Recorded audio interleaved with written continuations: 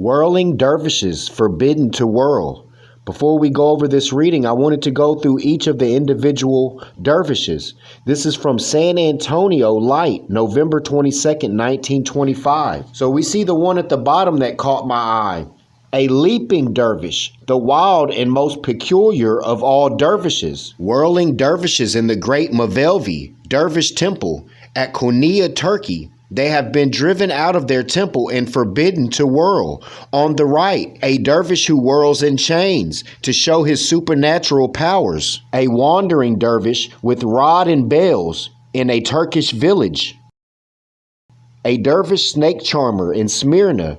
He will now have to go to work. Whirling dervishes forbidden to whirl. If you remember, we did the demonstration about Mustafa Kemal, the founder of the Republic of Turkey, implemented the hat law in 1925, which banned the wearing of the fez and other traditional headgear as part of his sweeping modernization and secularization reforming. You know, the old Turks who came in and said, you touch a hair on Drew Ali's head, I'll do you dirty. The new Turks are the ones that came in and implemented all the bans on the fez and all of this. The new Turkish Republic under the leadership of Kemal Pasha, there we go, I didn't even know he was going to be mentioned in this, has taken the extraordinary step of suppressing all the whirling and howling dervishes in its territory. Dervishes are religious quote-unquote fanatics who whirl, dance, or howl for periods as a way of giving vent to their religious fervor. Many of them are organized into communities, which are often referred to as monasteries. Strange to say, they are trained from infancy for their life of whirling, howling. There are said to be 40,000 whirling and howling dervishes and many thousands more. How can it be possible to prevent the most violent religious fanatics in the world from whirling and howling? But we know they're rotating just like the Earth and all the other planets, and sometimes they align themselves like planets. Is it not as hard as preventing boiling water from turning to steam? Kemal Pasha and his associates have already done so very strange things. They are agnostics in religion and as much opposed to orthodox forms of Muhammadanism as they are Christianity or Judaism. Soon after they had overwitted the European powers and set up a government free from debt or any obligations to foreigners, they disposed the Mohammedan religion from its position as the state religion and took away its revenues. That placed thousands of ordinary priests or mullahs under the necessity of gaining a living directly from congregations and reduced them to poverty. They have suppressed the wearing of the fez, the old Turkish cap. Now they have informed the whirling and howling dervishes that they must no longer whirl and howl, because such manifestations are fanatical and degrading, both to the performers and the public. They are also forbidden to form monastic congregations, because such communities hinder the democratic development of society. Everybody wanted that damn democracy, man. Thus, 40,000 dervishes who from infancy had learned to do nothing but whirl and howl will be turned helpless into the world. The radical Turkish statesmen say they must work like other men, but it is reasonable to expect this of men who have been trained in an atmosphere of mysticism and fanaticism. It is likely that the country will long be filled with wandering dervishes, howling and whirling in secret places and stirring up rebellion. Many of the dervishes practice that profession of snake charmer. By long and secret training, they acquire the power to handle a terrible cobra, the Egyptian adder of the speckles that killed Cleopatra, and others of the most deadly snakes without suffering any harm. Placing a cobra on the ground in front of him, the snake charmer will play a wild, mournful tune to it on its little brass pipe until the reptile extends its head and appears to reach the height of anger and excitability. But it will not strike the dervish. The performance always excites the wonder of the curious and draws a collection of coins. Other dervishes caress cobras familiarly and even slap them. They are absolutely confident that the reptile will not strike.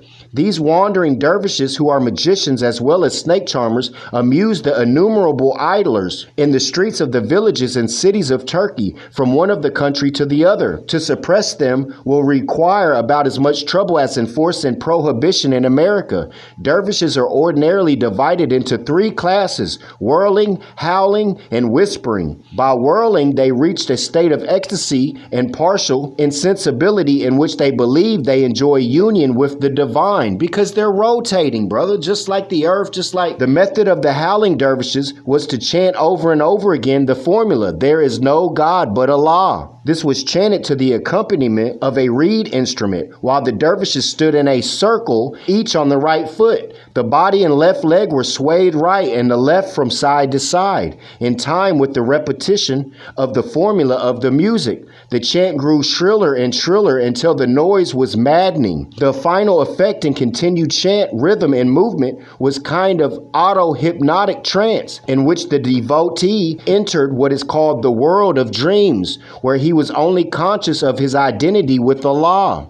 The whispering dervishes, who were less numerous than others, whispered the formula, there is no God but Allah, there is no God but Allah, until their souls were supposed to leave their bodies and continue the whispering in the air for a time. As English travelers who were privileged to witness the dance of the whirling dervishes in the great mosque of Konia has written this interesting account of it.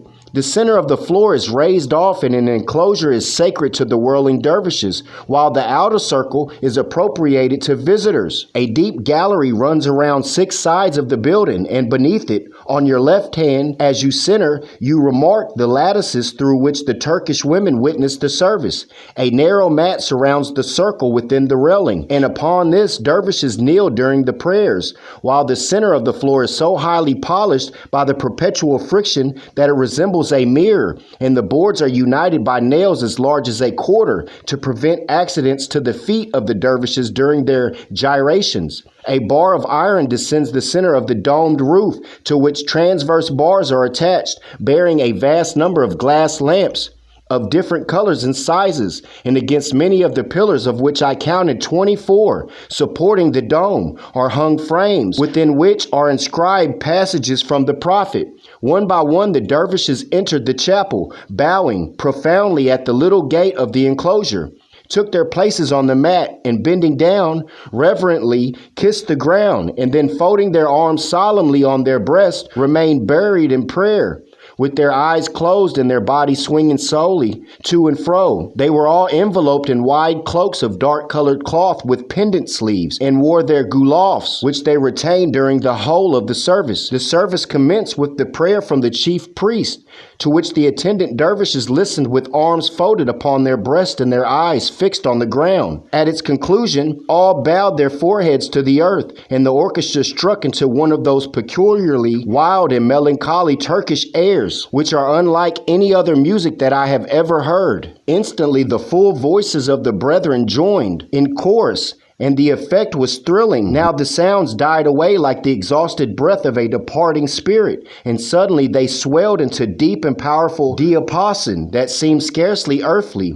A second stillness of about a minute succeeded, when the low, solemn music was resumed, and the dervishes, slowly rising from the earth, followed their superior 3 times around the enclosure, bowing down twice under the shadow of the name of their founder, suspended above the seat of the high priest. This reverence was performed without removing their folded arms from their breast, the first time on the side by which they approached, and afterward on the opposite, which they gained by slowly revolving on the right foot in such a manner as to prevent their turning their backs on the inscription. The procession was closed by a second prostration, after which each dervish, having regained his place, cast off his cloak, and such as had walked in wooden slippers withdrew them, and passing solemnly before the chief priest, they commenced their evolutions. They spread their arms and commenced their revolving motion, the palm of the right hand being held upward and that of the left being turned down. Their underdresses consisted of a jacket and petticoat of dark-colored clothes, descended to their feet, the higher order brethren being clad in green and the others in brown or a sort of yellowish gray. About their waist they wore wide girdles edged with red, to which the right side of the jacket was closely fastened, while the left hung loose. Their petticoats were of immense width and lay in large plaits beneath the girdles, and as the wearers sprung forward, formed a bell-like appearance. The number of those who whirled was only 9, 7 of them being men and the remaining 2 more boys. 9, 11, and 13 are the mystic numbers, which, however great the strength of the community, are never exceeded. and the remaining members of the brotherhood during the evolutions of their companions continued engaged in prayer within the enclosure.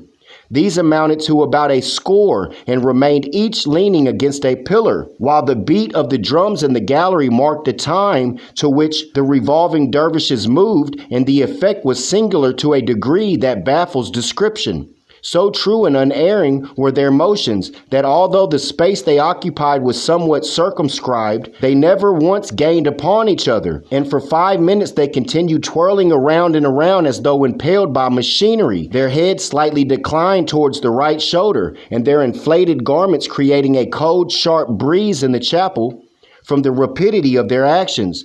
At the termination of that period, the name of the prophet occurred in the chant, which had been undermitted in the galleries. And as they paused and folded their hands upon their breast and bent down in reverence at the sound, their ample garments wound about them, giving for the moment the appearance of mummies. An interval of the prayer followed, and the same ceremony was performed 3 times, at the termination of which those who had hitherto remained spectators flung their coats over them.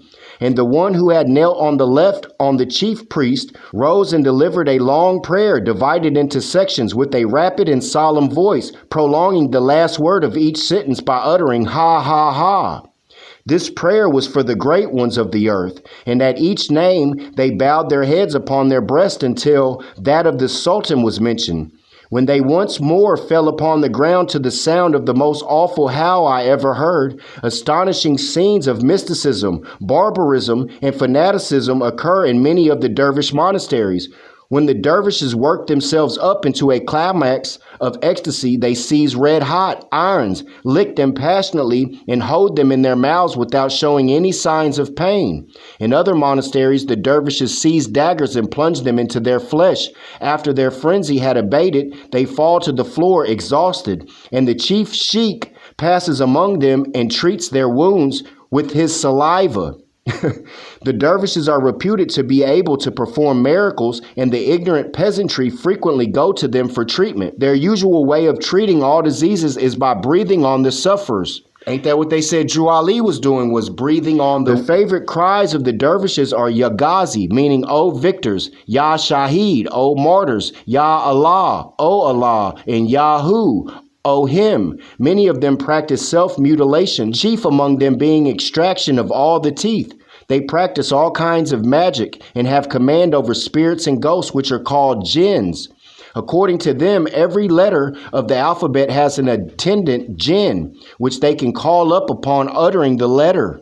Certain of the dervishes are believed by the credulous to have the power of making themselves invisible. Of course, if they have this power, the government cannot prevent them from carrying on their mysterious operations. Many thousands of the dervishes are descendants of the Prophet Muhammad, and hence have a doubly sacred character. Such dervishes were allowed to abuse the Sultan without punishment. Those who have witnessed the performances of the whirling dervishes state that they whirl until they appear to fly. There is indeed no class of persons in the world surrounded by such a mass of superstition, fanaticism, legend, and mystery as the dervishes of Turkey. It will astonish the world if they can be wiped out by a reforming government. A reforming government. I'll let you go over the reading and make your own conclusions. I'll leave you in love and peace. Divine honors to Prophet Noble Drew Ali and the Moorish divine and national movement of the world, Islamism.